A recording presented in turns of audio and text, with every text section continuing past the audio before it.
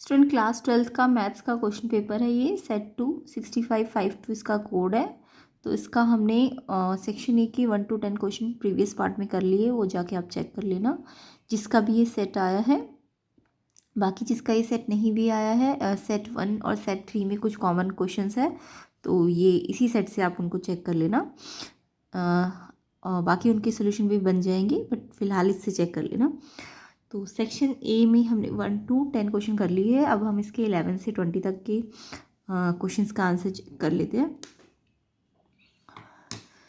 तो जाके आप चेक कर लेना प्रीवियस पार्ट में, प्रीवियस वीडियोस में, चैनल के पेज पे या डिस्क्रिप्शन में भी आपको लिंक मिल जाएगा इसका। तो अब देखिए क्वेश्चन नंबर 11 देखिए, वैल्यू ऑफ sin 2x का इंटीग्रेशन करना था 0 to π/4 में।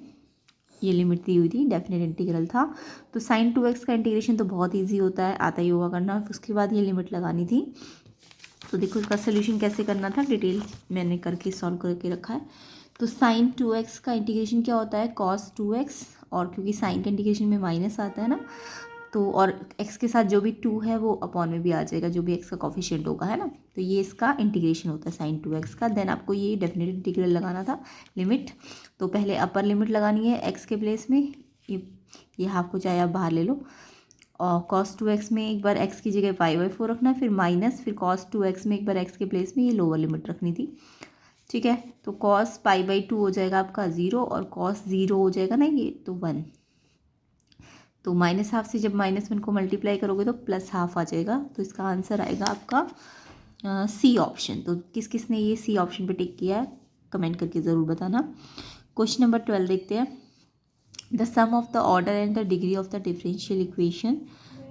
आपको ये डिफरेंशियल इक्वेशन गिवन थी, इसका ऑर्डर एंड डिग्री का सम बताना था। तो पहले तो देखो इस डिफरेंशियल इक्वेशन को सिंप्लीफाई कीजिए, सिंप्लीफाई नहीं हो रखी अभी पूरी। अभी इसका आपको क्या करना है, डेरिवेटिव लेना है। तो जब आप इसका डेरिवेटिव लोगे इसका, तो d/dx लेना है इसका। तो कैसे लोगे इसको थोड़ी देर के लिए x मान लो, x की पावर 3 है तो पहले 3 आगे आ जाएगा, x पे एक पावर कम हो जाएगी, और क्योंकि ये x नहीं है तो चेन रूल से इसका फिर से डेरिवेटिव होगा। जब सिंगल डेरिवेटिव का फिर से डेरिवेटिव होता है तो डबल डेरिवेटिव में चेंज हो जाता है। ठीक है, अब ऑर्डर क्या होता है, जो हाईएस्ट ऑर्डर है, ये सिंगल ऑर्डर है, ये डबल ऑर्डर है, तो यानी कि ऑर्डर तो 2 होगा, और इसके ऊपर जो पावर होती है उसको डिग्री कहते हैं, है ना।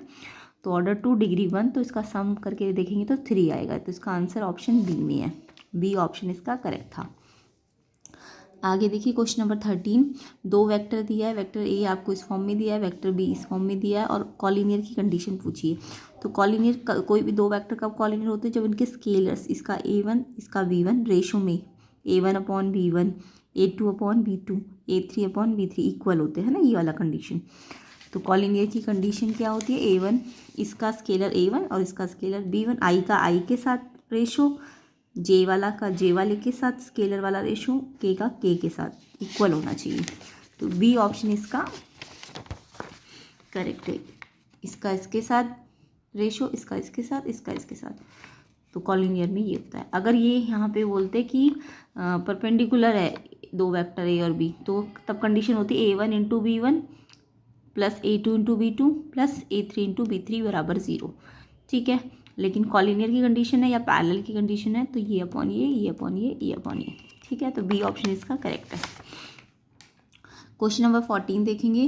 अ यूनिट वेक्टर, एक यूनिट वेक्टर ए है, makes equal but acute angles, equal angles बना रहा लेकिन एक्यूट एंगल होंगे कोऑर्डिनेट एक्सिस के साथ। तो प्रोजेक्शन वेक्टर ए का वेक्टर बी के साथ निकालना था।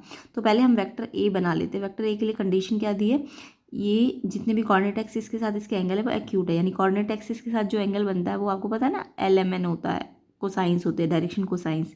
तो डायरेक्शन कोसाइन इसके इक्वल है ना, तो यानी कंडीशन क्या दे रखी है आपको, LM और N इक्वल है, और आपको एक फॉर्मूला पता है LMN के बीच में L² + M² + N² 1 होता है। तो यहाँ L² अगर हम रखें तो ये 3L² 1 हो जाएगा। तो L कितना आ जाएगा, स्क्वायर हटाओ तो ये 3, पहले तो 3 को डिवाइड करो और फिर स्क्वायर लगेगा तो रूट आ जाएगा।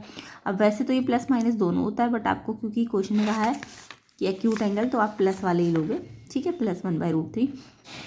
तो अब यूनिट वेक्टर है तो उनके अंदर जो i j के जो स्केलर पार्ट होंगे वो LMN होंगे, क्योंकि वो यूनिट वेक्टर है ना।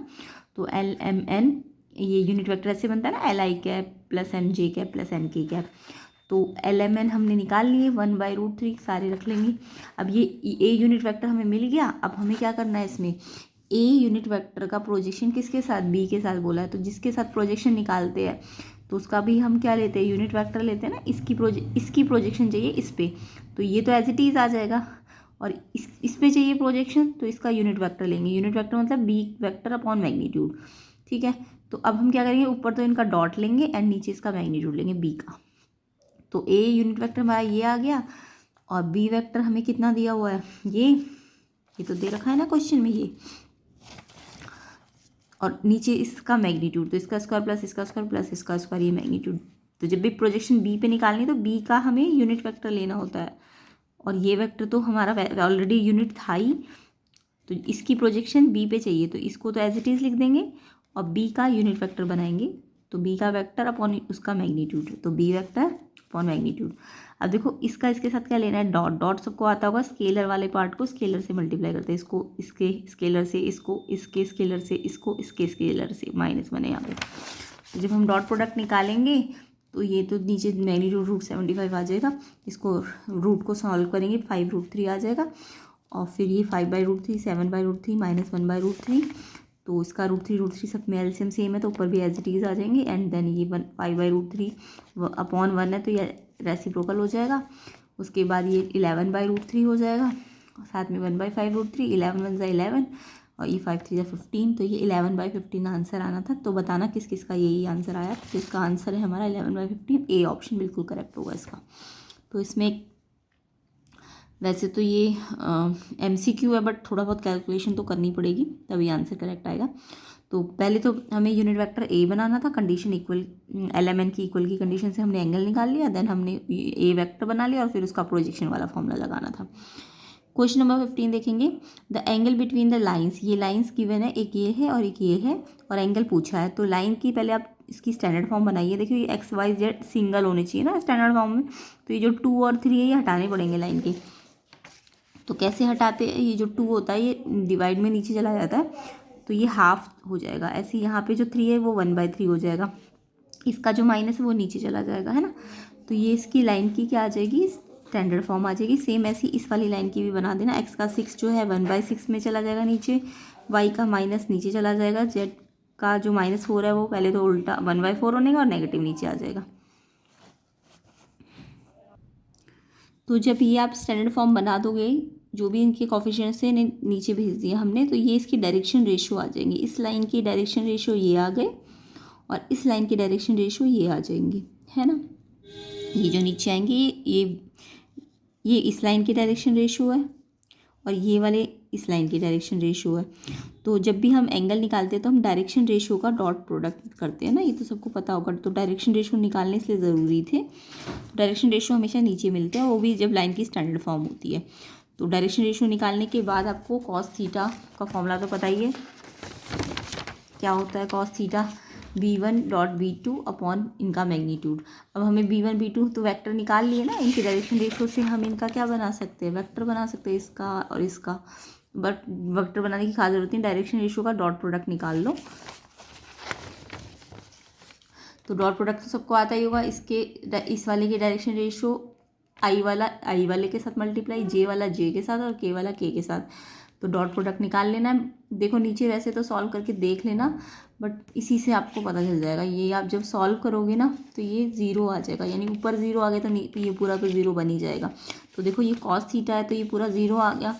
तो कॉस थीटा 0 का मतलब थीटा कितना होगा, π/2, है ना। तो यानी कि एंगल कितना आ जाएगा, 90 डिग्री। तो इसका आंसर है 90 डिग्री, डी ऑप्शन इसका करेक्ट। किस किस ने ये टिक किया है बताना ज़रूर।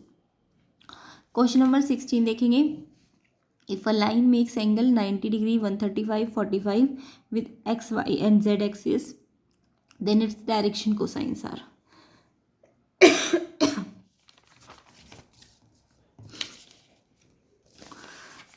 तो अगर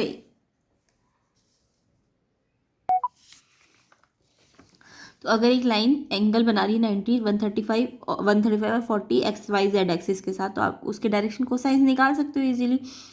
कॉस डायरेक्शन कोसाइन क्या होते हैं, cos alpha, cos beta, cos gamma. तो एंगल तो आपको दिए ही हुए 90, 135, 45। तो आप एल निकाल लो, कॉस अल्फा, अल्फा कितना दिया है 90, तो कॉस 90 0 आ जाएगा। बीटा आपको दिया 135। अब इसे क्वाड्रेंट वाइज चेंज कर लो। 135 कैसे लिखा जा सकता है, 180 माइनस 45 है ना, पाई माइनस पाई बाई 4। अब ये क्वेश्चन कौन से क्वाड्रेंट में चला जाएगा, सेकंड में। पाई माइनस का मतलब यहाँ पाई बाई 2 होता है, यहाँ पाई होता है, यहाँ 3 पाई बाई 2 होता है, और यहाँ 2 पाई होता है। तो पाई माइनस का मतलब सेकंड क्वाड्रेंट है ना। तो सेकंड क्वाड्रेंट में आपको पता है पहले तो पाई है तो कॉस एज इट इज़ रहेगा, और सेकंड पे कॉस कैसा होता है, नेगेटिव होता है ना। तो यानी ये नेगेटिव 1/√2 आ जाएगा। और एन क्या है, कॉस गामा, यहाँ पे कितना रखना है, ये 45, कॉस 45 होता है 1/√2। तो यानी तीनों निकल गए, 0 माइनस 1/√2 और 1/√2। तो 0 से तो 2 ऑप्शन दिख रहे थे आपको, ये और ये, बट यहाँ ये दोनों सेम थे जबकि एंगल अलग अलग है। तो यानी ये आंसर था, है ना, ए ऑप्शन। तो किस किस ने ए ऑप्शन लगाया है बताना। क्वेश्चन नंबर 16 ए ऑप्शन, ठीक है। क्वेश्चन नंबर 17 देखेंगे। If for any two event A and B, P A की प्रोबेबिलिटी दी हुई है 4/5, इंटरसेक्शन की दी है 7/10, और बी बाय ए निकालना है आपको। तो बी बाय ए तो क्या है, कंडीशनल प्रोबेबिलिटी है ना। तो कंडीशनल प्रोबेबिलिटी का फॉर्मूला तो सबको आता होगा, ए गिवन है और बी निकालना है। तो ए की प्रोबेबिलिटी नीचे आएगी और इंटरसेक्शन की ऊपर आएगी, जिसकी गिवन होती है वो नीचे आती है और इनके इंटरसेक्शन की ऊपर आती है। इंटरसेक्शन आपको दिया है और ये ए भी दिया है, इसको रेसिप्रोकल कर देना ऊपर लाके, तो कैंसिल होकर 7/8 आंसर है। सी ऑप्शन इसका करेक्ट होगा, 7/8। नेक्स्ट क्वेश्चन देखेंगे। If A and B are two independent events such that P A 1/3 है, पी बी 1/4 है, आपको क्या निकालना है, P probability B not upon A की। तो पहले तो ए और बी इंडिपेंडेंट इवेंट है, तो आपको पता होना चाहिए जब भी दो इवेंट इंडिपेंडेंट होती है ना, तो उनके जो कॉम्प्लीमेंट्री इवेंट्स होती है वो भी इंडिपेंडेंट हो जाती है। यानी कि ए नॉट बी नॉट भी इंडिपेंडेंट हो जाएगी, ए नॉट और बी भी इंडिपेंडेंट हो जाएगी, ए और बी नॉट भी इंडिपेंडेंट हो जाएगी। समझ आ गया। तो जब भी कोई दो इवेंट इंडिपेंडेंट होती है तो उनकी कॉम्प्लीमेंट्री भी अपने आप क्या हो जाती है, इंडिपेंडेंट हो जाती है। तो आपको पहले तो बी नॉट ए पे क्या लगानी है, कंडीशनल लगानी है ना। तो कंडीशनल तो अभी मैंने आपको बताया, कंडीशनल क्या होता है, जिसकी गिवन होती है नीचे वाला गिवन है तो इसकी नीचे आ जाएगी और इनका इंटरसेक्शन जो होगा वो ऊपर आ जाएगा। अब देखो जब भी कोई दो इवेंट, मान लो ए और बी अगर इंडिपेंडेंट इवेंट है, तो इसमें क्या होता है, ए एंड बी इंडिपेंडेंट होता है तो प्रोबेबिलिटी इनके इंटरसेक्शन की किसके बराबर हो जाती है, ये पढ़ा होगा आपने इंडिपेंडेंट, इनके प्रोडक्ट की, प्रोबेबिलिटी के प्रोडक्ट की। तो अगर ए और बी इंडिपेंडेंट है तो ए और बी के प्रोडक्ट के इक्वल हो जाती है, ठीक है।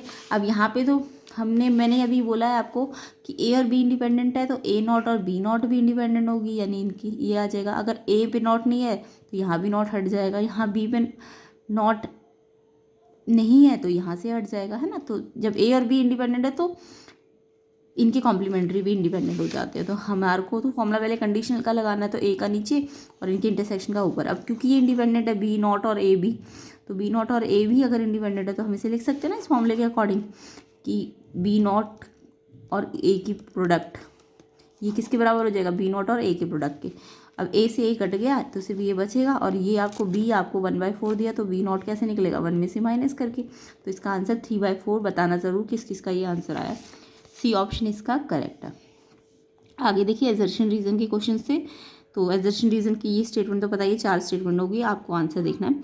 तो 19 क्वेश्चन आपको डेफिनेट इंटीग्रल की प्रॉपर्टी पे बेस्ड था, तो बल्कि प्रॉपर्टी नीचे लिखी हुई थी तो वही प्रॉपर्टी आपको ऊपर लगानी थी।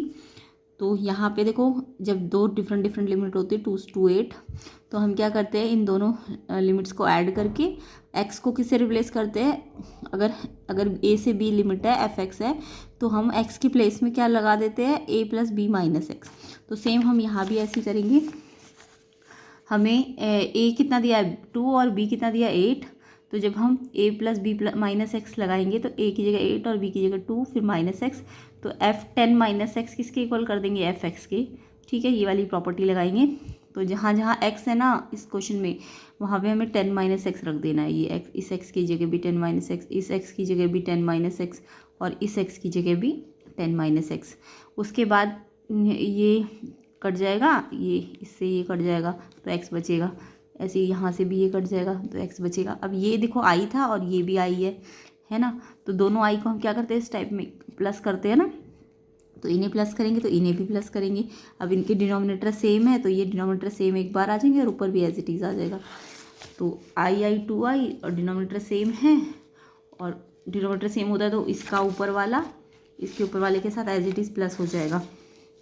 तो ये कट के 1 आता है। इस टाइप में यही होता है कि ये कट जाता है और 1 आता है।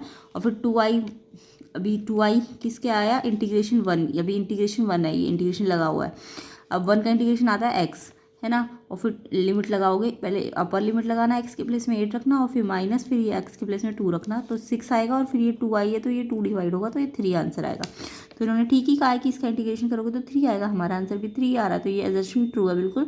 और रीज़न वाला जो फॉर्म आइडेंटिटी है वो भी ट्रू है और वही आइडेंटिटी तो हमने इसमें यूज़ की है, इसी आइडेंटिटी का यूज़ करके तो हमने आंसर इंटीग्रेशन का निकाला है। तो यानी कि आपका एजर्शन भी ट्रू है, रीज़न भी ट्रू है और रीज़न एक्सप्लेन भी कर रहा है एजर्शन को, यानी उसको निकालने में हमने उसकी हेल्प ली ना रीज़न वाले स्टेटमेंट की। तो यानी कि जब सब कुछ ट्रू हो और रीज़न भी एक्सप्लेन करे तो ऑप्शन क्या होगा, ऑप्शन होगा ए। ठीक है,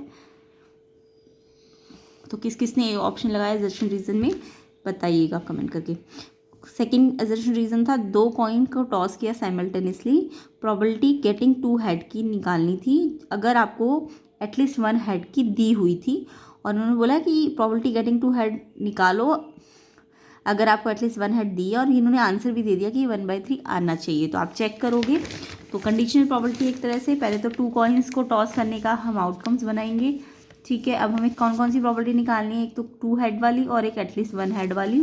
तो 2 हेड वाली तो यही है एक 1/4 आ जाएगी, है ना, ये वाला ऑप्शन है 1/4 आ जाएगा। और एटलीस्ट 1 हेड का मतलब 1 हेड भी आए और 2 हेड भी आ सकते हैं, एटलीस्ट का मतलब 1 भी आ सकते हैं और 2 भी आ सकते हैं। तो ऐसे कितने आएंगे 3/4। अब आपको क्योंकि बोला क्या है, पहले क्या बोला है, the probability of getting 2 head को ऊपर रखना है और गिवन कौन सी है, एटलीस्ट 1 हेड, ये बोला है ना, इट इज़ नोन यानी गिवन है, ए बी निकालनी है और ए गिवन है। तो कंडीशनल का फॉर्मूला लगाना था। तो कंडीशनल में अभी हमने पीछे क्वेश्चन डिस्कस किए थे, ए जिसको जो गिवन होता है उसकी प्रोबेबिलिटी नीचे रखते हैं और इनके इंटरसेक्शन की प्रोबेबिलिटी ऊपर रखते हैं। अब देखो सोचो इनका इंटरसेक्शन क्या होगा, इसमें देखो इसके अंदर कितने आउटकम्स आए 3 और इसके अंदर कितने आउटकम्स आए सिर्फ ये। तो दोनों में कॉमन क्या आया, ये वाला कॉमन आया ना दोनों में, इस वाले में भी आया ये और इसमें ये वाला इसमें भी आया, तो ये कॉमन है। तो कॉमन यानी कितना, एक ही है तो 1/4। अब कॉमन की प्रोबेबिलिटी ऊपर और ए की प्रोबेबिलिटी नीचे, तो ये कितना आ जाएगा 1/3। यही तो इन्होंने आंसर दिया 1/3, तो यानी हमारा आंसर भी यही आ रहा था। यानी कि एजर्शन ट्रू है और ये एक्सप्लेनेशन भी ट्रू है क्योंकि हमने भी तो ये फॉर्मूला यूज़ किया कंडीशनल का, तो इन्होंने भी वो फॉर्मूला दिया है ना। तो यानी कि रीज़न भी ट्रू है और रीज़न एक्सप्लेन भी कर रहा है कि इस फॉर्मूले की हेल्प से ये प्रोबेबिलिटी निकल के आएगी। तो जब एजर्शन भी ट्रू हो और रीज़न भी ट्रू और एक्सप्लेनेशन भी ट्रू हो तो आंसर ए ऑप्शन है। तो दोनों एजर्शन रीज़न के ए ऑप्शन ही थे। तो किस किस के ए ऑप्शन आए दोनों एजर्शन रीज़न के, कमेंट करके बताइएगा। और कैसा गया आपका एग्ज़ाम ये भी बताइएगा। इसकी जो नेक्स्ट पार्ट है सेक्शन B-C वो हम नेक्स्ट पार्ट में करेंगे। ठीक है, सेट 1 के आंसर भी आपको मिल जाएंगे जो थोड़े से अलग क्वेश्चन है, बाकी जो सेम क्वेश्चन है वो आप इसी सेट से चेक कर लेना। तो वीडियो को शेयर ज़रूर करना और चैनल को सब्सक्राइब कर देना।